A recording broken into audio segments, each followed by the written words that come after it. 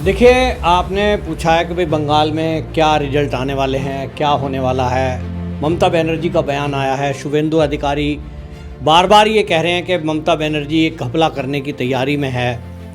आशंका इस समय पूरे बंगाल में इस बात को लेकर है कि जो जनता है उन्होंने तो अपना जो मत है, मेरी जो पत्रकार मित्रों की टीम है लगभग 1.5 महीने से बंगाल के गांव-गांव, शहर-शहर घूम करके लोगों के मूड का पता कर रही है और उस नतीजे पर मैंने आपको सर्वे बताया था कि 190 सीटें भारतीय जनता पार्टी की आ रही है। मैं अभी भी उसी पे कायम हूँ, 180 से 190।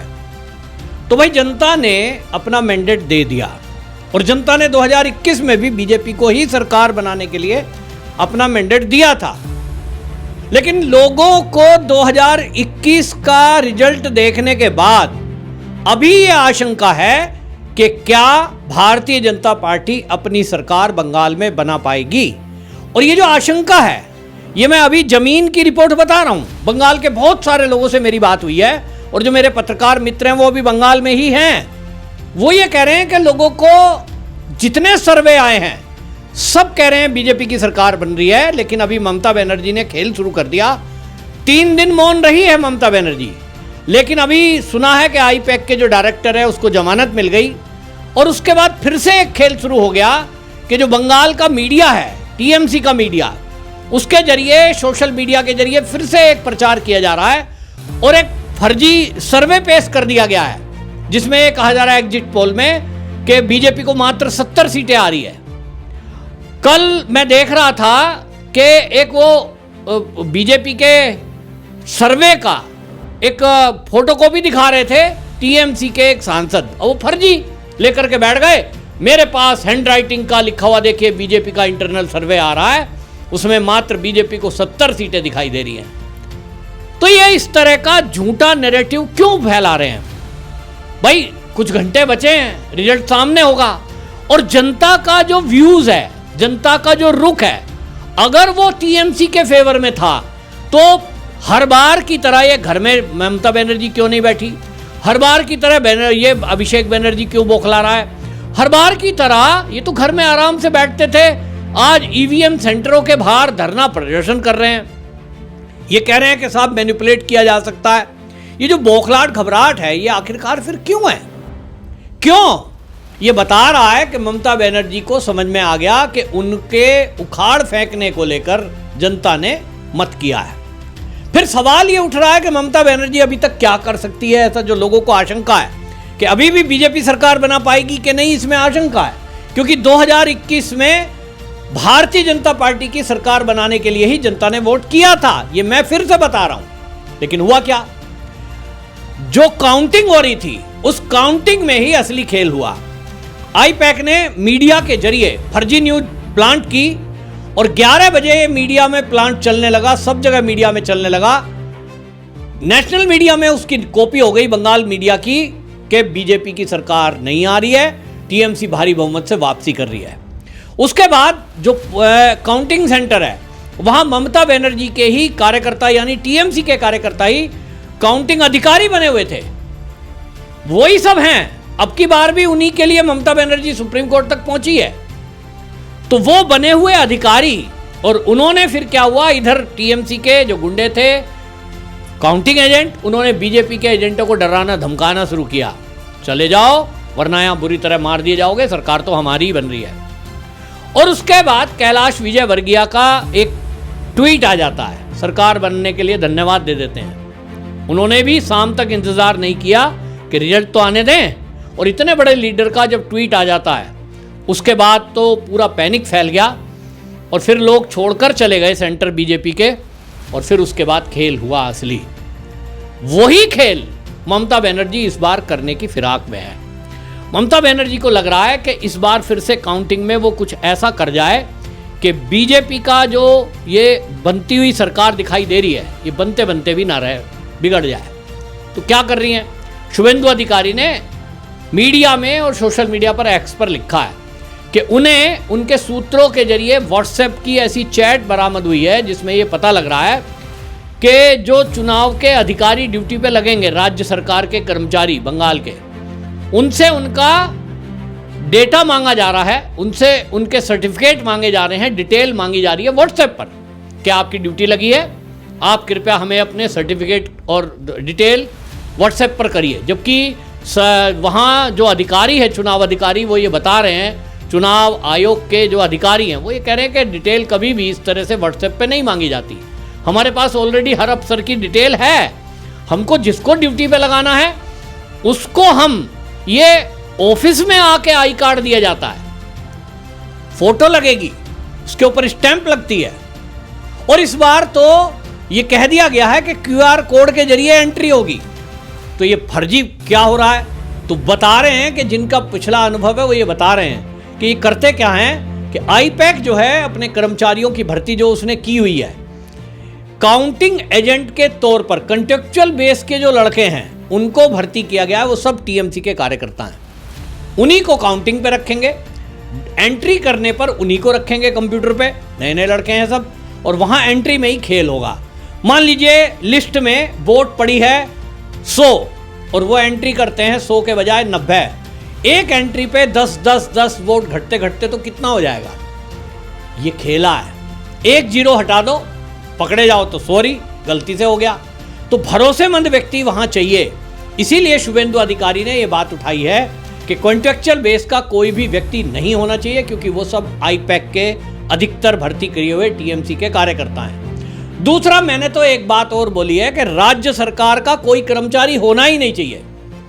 आप देखिए, ज्यादातर मीडिया, सोशल मीडिया पर लोग बोलने से डरते हैं, लेकिन उसके बावजूद भी अब की बार जनता ने वोट किया है बढ़कर ममता बनर्जी को उखाड़ फेंकने के लिए, और अब जनता मुखर होकर बोल भी रही है। बंगाल के रहने वाले बहुत सारे पत्रकार जो अभी तक चुप थे, अब वो खुलकर बोल रहे हैं, और वो ये कह रहे हैं कि ममता बनर्जी काउंटिंग में जरूर कोई ना कोई गड़बड़ी करेगी, तो इसीलिए क्या कहें, सेंट्रल कर्मचारियों को लगाया जाए, PSU के कर्मचारियों को लगाया जाए। तो एक चुनाव आयोग ने इतना महत्वपूर्ण काम करा दिया, इतिहास रच दिया, बिना हिंसा के चुनाव संपन्न करा दिया। 2400 कंपनियां सेंट्रल फोर्स की लगी, जिन्होंने दिन रात भूखे रहकर वहां ड्यूटियां दी हैं, मतलब खाना टाइम पे नहीं मिला, पानी नहीं मिल रहा है, इतनी मेहनत लगी है, इतना मैन पावर लगा है, ये सब मिट्टी में मिल जाएगा अगर काउंटिंग में गड़बड़ी हुई तो चुनाव आयोग को चाहिए कि वो क्या करे कि वो सेंट्रल के जो कर्मचारी है उन्हीं को केवल ड्यूटी पे लगाए। सुप्रीम कोर्ट ने कहा है तो इसलिए लगाना ही पड़ेगा राज्य का, तो राज्य में इतना तो कर ही सकते हैं, कॉन्टेक्चुअल बेस का कोई भी कर्मचारी नहीं लगेगा। जो परमानेंट DM SDM रैंक के व्यक्ति हैं वो तो लगते हैं, लेकिन उनको भी ऐसी जगह ना रखा जाए ताकि वो कोई नैरेटिव गढ़ सकें। एक बात, राज्य सरकार का कोई भी बंगाल का कर्मचारी ऐसी जगह नहीं होना चाहिए जो EVM का बटन दबाकर वोटों को, संख्या को बोलता है, उस पर ना हो, और डाटा एंट्री के लिए ना हो। दो जगह केंद्र का ही कर्मचारी होना चाहिए, तो ही निष्पक्ष एंट्री हो पाएगी, ये समझिए। एक और ममता बनर्जी का खेला मुझे पता लगा है, मेरे जो सोर्सेज हैं वो ये बता रहे हैं कि ममता बनर्जी ने 150 वकीलों की एक फौज तैयार की है, और काउंटिंग के दिन वो क्या करेंगे, उनके जो एजेंट हैं उनको कहा गया है कि आपको जहाँ जहाँ उनको लग रहा है कि बीजेपी की सीट आनी है, उनका सीट नहीं आ रही है, तो जब वो देखेंगे तो उनको कहा गया है कि आप ऑब्जेक्शन करेंगे, और ऑब्जेक्शन करेंगे कि ये गलती दोबारा करिए, गिनती गलत हुई है, ये तो TMC का वोट था, आपने बीजेपी का बोल दिया, आपको हल्ला करना है। हल्ला करके दंगा फसाद होगा, तो उससे क्या होगा, काउंटिंग रुकेगी।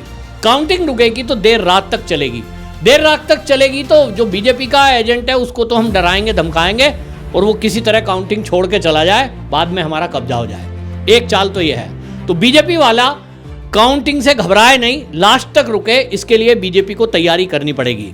दूसरा, फेक न्यूज फैलाई जाएगी बड़े पैमाने पर।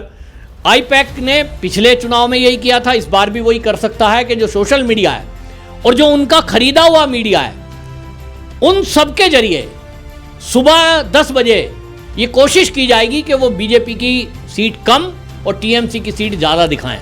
तो इसका भी ध्यान रखना है। उसको काउंटर करने का तरीका मैं बता देता हूं, पता बीजेपी वाले को है ही है, अमित शाह तो चाणक्य हैं, कि जो चुनाव आयोग की ऑफिशियल वेबसाइट पे डेटा अपलोड होगा उसी को केवल दिखाया जाए, और जो बाकी केंद्र हैं उसमें अपना जो नेशनल चैनल है उसकी क्रेडिबिलिटी है, वहां क्रॉस चेक करें और फिर उसको तुरंत काउंटर करें। तो यानी सोशल मीडिया का और मीडिया का रोल बड़ा होने वाला है।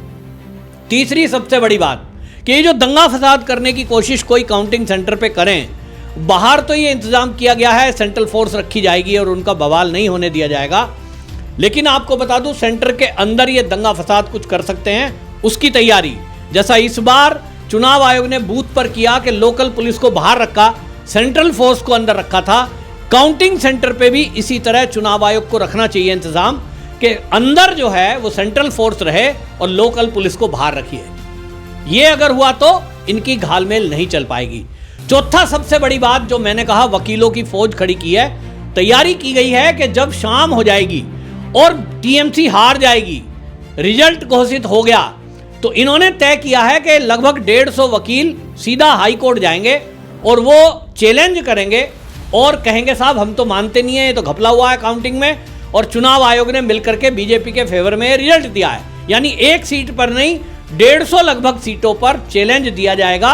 उसके कारण एक नैरेटिव फैलेगा पूरे देश में कि बीजेपी बेईमानी से चुनाव जीत रही है। एक तो ये। नंबर 2, हाई कोर्ट में 150 एप्लीकेशन एक साथ 150 विधानसभा की जाएगी, तो वहां से वो स्टे कराएंगे और ये जो रिजल्ट का घोषणा होना है इसको वो डिले करना चाहते हैं, रोकना चाहते हैं। तो डिले नहीं हुआ तो दंगा फसाद, जैसे ही अगर ये रिजल्ट रुका तो उसके बाद गली मोहल्लों में जहां एरिया है वहां खास तौर पर हिंदुओं को टारगेटेड किया जाएगा, महिलाओं को टारगेट किया जा सकता है, महिलाओं के साथ रेप किए जा सकते हैं बड़े पैमाने पर। इस तरह की कुछ चीजें अंदर से निकल कर आ रही हैं। मैं इसको पुख्ता नहीं कहता हूं क्योंकि खबरें वहां से वो आ जो रही हैं सोर्सेज के जरिए, अब वो उसके कोई सबूत नहीं होते, लेकिन इस तरह की तैयारी कुछ टीएमसी के लोग कर रहे हैं। अब वो खबर जहां से आ रही है वो टीएमसी के वो लोग दे रहे हैं जो वो चाहते हैं कि ममता बनर्जी की सरकार हटे, क्योंकि वो हिंदू है और वो देख रहे हैं कि हिंदू बहन बेटियों की इज्जत लूटी जा रही है, हिंदुओं के ऊपर हमले हो रहे हैं, तो उनका हिंदुत्व जागा है और इसलिए वो हैं टीएमसी में, मीटिंग में बैठ रहे हैं, सारी बात नोट कर रहे हैं, लेकिन वो शुभेंदु अधिकारी तक वो चीजें पहुंचा रहे हैं, हम तक भी वो चीजें आ रही हैं और इसीलिए मैं बता पा रहा हूं। तो भाई ये चीजें कर सकते हैं तो इसका अरेंजमेंट करना है। एक तो अधिकारियों को ध्यान रखना है, केंद्र के हों, पुलिस को आउटसाइड रखिए, हिंदू मोहल्ले में पुलिस की फोर्स, सेंट्रल फोर्स बीएसएफ को लगाइए और उनको गोली आदेश दिया मिलना चाहिए। इसके मामले में सीधा उनको आदेश मिले कि कोई दंगा करे, महिला को रेप करने का, छेड़खानी करने का कोशिश करे, सीधा गोली। ये आदेश मिलेंगे तो ही गुंडे रुकेंगे। और इस अरेंजमेंट के अलावा भारतीय जनता पार्टी को चाहिए कि अपने कार्यकर्ताओं की रक्षा के लिए वो ये तैयारी करे, क्योंकि टीएमसी की जो तैयारी है गुंडों की वो हमने देखी है। कुछ गुंडे पकड़े गए हैं, क्रूड बम मिले हैं, तलवार मिली है, डंडा, लाठी, सरिया लेकर के वो तैयारी में है कि अगर हम चुनाव हार जाते हैं, सरकार बीजेपी की बनती है, तो रात में बड़े पैमाने पर दंगा किया जाएगा, ऐसा उनका विचार है। तो इसकी तैयारी सुरक्षित अपने परिवारों को रखते हुए बहन बेटियों की इज्जत आबरू को बचाने के लिए अरेंजमेंट करना पड़ेगा। शुभेंदु अधिकारी इसको लेकर चिंतित हैं, उन्होंने चुनाव आयोग तक ये बात पहुंचाई है। लेकिन मैं ये चाहता हूं कि आप लोग भी जो बंगाल के रहने वाले हैं और देश के जो राष्ट्रभक्त लोग हैं, सनातनी लोग हैं, उनकी भी ये जिम्मेदारी बनती है कि बंगाल के जो हिंदू है उनकी बहन बेटियों की इज्जत आबरू जो जिस तरह से वहाँ लूटी गई पिछले 15 साल में, वो नहीं होना चाहिए। और वो राक्षस ऊपर जाएं, सीधा जेल के बजाय ऊपर जाएं। वो तभी होगा जब बीजेपी की सरकार बनेगी और वो तभी होगा जब ये निष्पक्ष काउंटिंग होगी। तो इस वीडियो को अधिक से अधिक शेयर करें और आपके टच में यदि कोई केंद्र के ऐसे अधिकारी हैं जो बीजेपी और चुनाव आयोग से जुड़े हुए हैं, उन तक ये वीडियो अवश्य पहुंचाएं। वंदे मातरम।